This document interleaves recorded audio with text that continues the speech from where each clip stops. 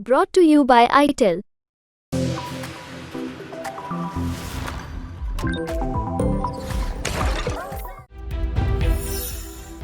नमस्कार, आपके साथ मैं दीपिका शर्मा और आप देख रहे हैं क्राइम तक। वर्ल्ड क्राइम बुलेटिन में शुरुआत करेंगे पहली बड़ी खबर से, जहां पर बात होगी सीमा हैदर की।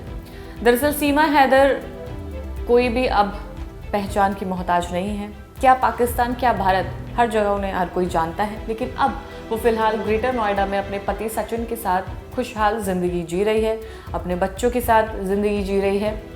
लेकिन हर क्रॉस बॉर्डर प्यार सीमा हैदर जैसा नहीं होता।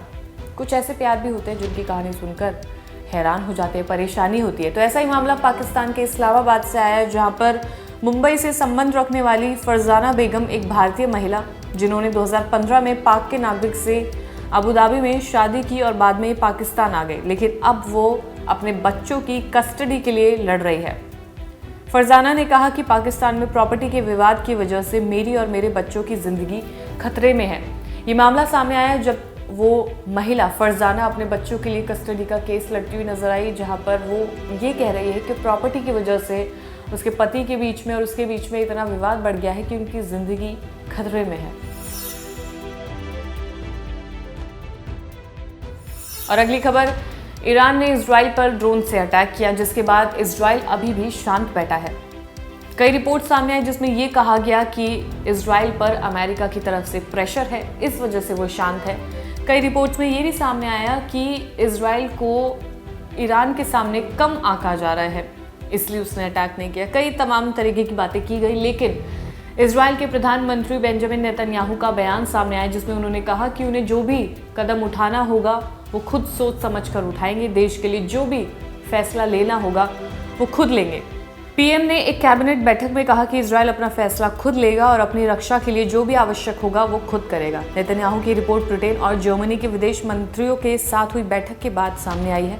रिपोर्ट के अनुसार जर्मनी और ब्रिटेन ने इजराइल से संयम बरतने की अपील की है और चेतावनी दी है कि ईरान के साथ किसी भी तरह की शत्रुता अब वो ना बढ़ाएं, यानी कि इस जंग को जो हमले लगातार एक दूसरे की तरफ किए जा रहे हैं, इनमें अब और ज़्यादा कुछ भी बढ़ावा किसी भी चीज़ को ना दिया जाए, शत्रुता को बढ़ावा ना दिया जाए।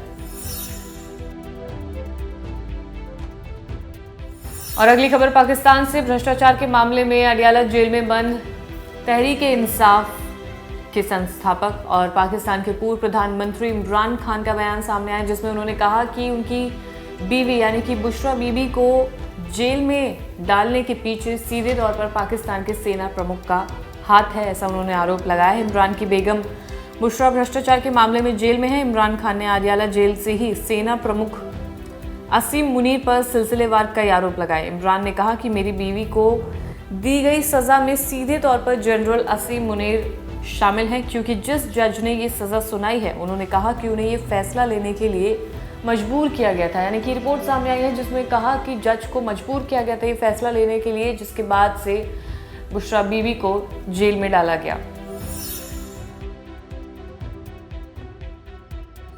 और अगली खबर, यूएई और उससे सटे कई रेगिस्तानी इलाकों को भारी बारिश का सामना करना पड़ा, जिससे काफ़ी ज़्यादा लोगों को नुकसान पहुंचा है, जगहों को नुकसान पहुंचा है।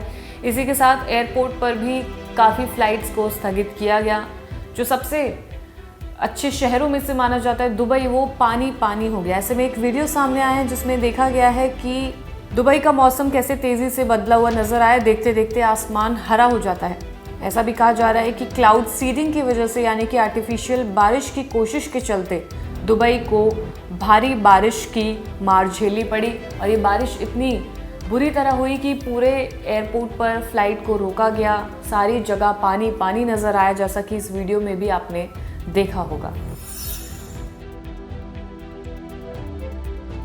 और अगली खबर ब्राजील से सामने आई है, जहां पर एक महिला एक शव को लेकर बैंक पहुंच जाती है और इस शख्स के जरिए वो बैंक से करीब 2-2.5 लाख का लोन लेना चाहती थी। शख्स को वो अंकल अंकल कहकर बोल रही थी और एक पेपर पर साइन करने के लिए कह रही थी, लेकिन वो शख्स जिस हालत में था, बैंक वालों को शक होता है। उसके बाद वो पुलिस को बुलाते हैं, जिसके बाद इस महिला को गिरफ्तार कर लिया जाता है। इस महिला का नाम एरिका डिसूजा न्यून्स है, जो एक शख्स को बैंक लेकर आती है। दरअसल उनकी पहले ही मौत हो चुकी होती है। बुजुर्ग की हालत ठीक नहीं दिख रही थी, जिसके बाद बैंक वालों ने पुलिस को बुलाया। उनका सिर लगातार कुर्सी पर पीछे की तरफ झुका जा रहा था, लेकिन महिला बार बार हाथ से सिर सीधा करने की कोशिश कर रही थी और उन्हें साइन करने के लिए बोल रही थी। बुजुर्ग की तरफ से कोई प्रतिक्रिया न आने पर बैंक के अधिकारियों को शक हुआ और पुलिस को बुलाया, जिसके बाद पुलिस ने महिला को अरेस्ट कर लिया। फॉरेंसिक की रिपोर्ट के मुताबिक बुजुर्ग की कई घंटों पहले मौत हो चुकी थी और महिला को इस बारे में पता था। इसके बावजूद वो महिला उस